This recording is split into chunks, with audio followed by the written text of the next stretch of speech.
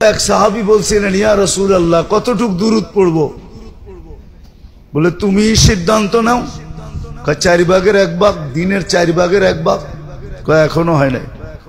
কয় অর্ধেক? কয় এখনো হয় নাই। কয় 3 ভাগ? কয় এখনো হয় নাই। কয় তাইলে 24 ঘন্টায় আমি দুরুদে কাটায় দিব। বলছে তাইলে হইছে, এখন হইছে। এখন যদি আপনি প্রশ্ন করেন দুরুদে সব কাটায় দিব, বাকিগুলা কি হবে? তা আল্লাহ রাসূল এটাও বলছে, তুমি যদি আমার দুরুদের ভিতরে সব কাটায় দাও তো বাকি সব কিছু করা ব্যতীত তোমার মিলবে, সব প্রয়োজন তোমার এটা দিয়েই মিটবে।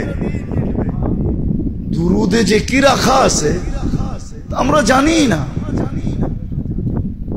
যদি কিছু রাখা না থাকতো তাহলে আল্লাহ এটা কোনোদিন বলতো না যে আমি বন্ধুর দুরুদ বন্ধ হইতে দিব না,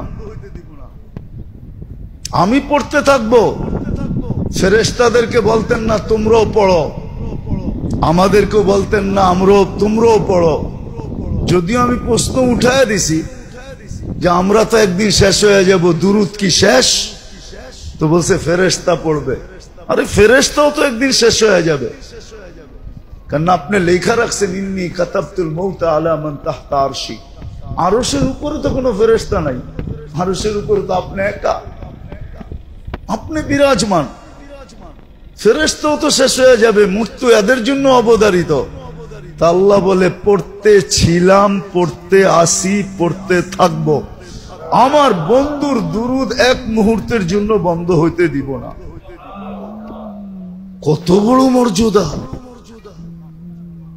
আর যার কারণে সব পাইলেন, আর আপনি আর আমি দুরুদ পড়ি না। একটু চিন্তা করেন না,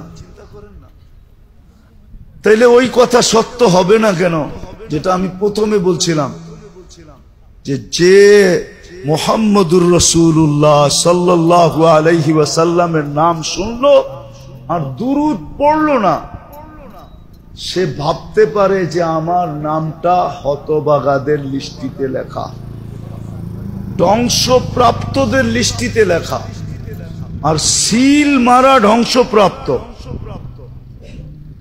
এই জন্য উচিত মেরে দোস্ত, উচিত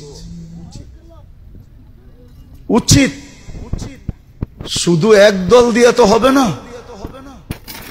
এটা উম্মত যতক্ষণ পর্যন্ত 50% উম্মত এই অভ্যাসে না আসবে।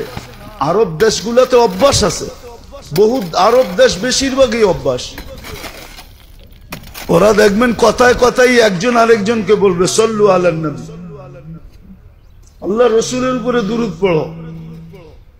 আপনার লোকে একটু কাটাকাটি হয়ে গেছে, উচ্চ আওয়াজ হয়ে গেছে, বলবে সল্লু আলান নবী, নবীর উপরে দুরূদ পড়ো। ওদের অভ্যাস আছে, কিন্তু ওদেরকে দিয়ে তো হবে না। পুরা উম্মত যতক্ষণ পর্যন্ত অভ্যস্ত না হবে।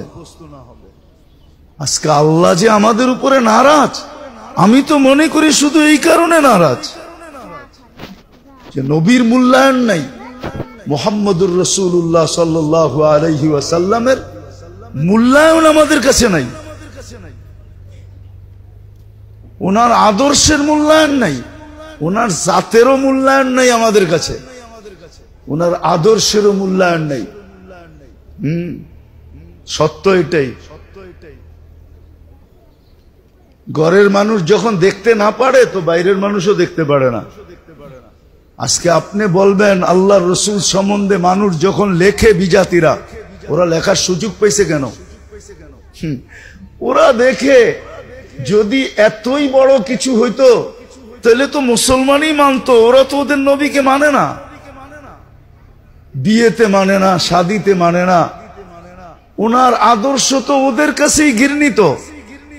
নাইলে যুবক নেটে দেখে চুল কাটে কেন? মা বোনরা পর্দা ছেঁড়া ঘুরে কেন? ও পর্দা ছাড়লো কেন? পর্দা ছেঁড়া কি ওর দাম বাড়ছে? না দাম বাড়ছে? দাম বাড়ছে? শব্দটা তো বলা যাইব না। দাম বাড়লো বাড়ছে, দাম বাড়লো বাড়ছে। কাদের কাছে? কার কাছে? শব্দটা আপনারাই বলেন, আমার বলার সুযোগ নাই। এটা দুনিয়া বোঝে, ওর মতোই আরেকটার কাছে দাম বাড়ছে, ওর মতোই কি, ওর মতোই আরেকটা ছাড়ার রশিবিহীন মানুষের কাছে দাম বাড়ছে। কি রশিবিহীন? আসলে যারা মানুষ ওদের কাছে দাম বাড়ে নাই। ওদের কাছে দাম যদি বাড়তো তাহলে তো ও সবকিছু বিলীন করে দিয়া সাজায়া ঘরে রাখতো, যে তুই ঘরের জিনিস ঘরে সাইজা থাক,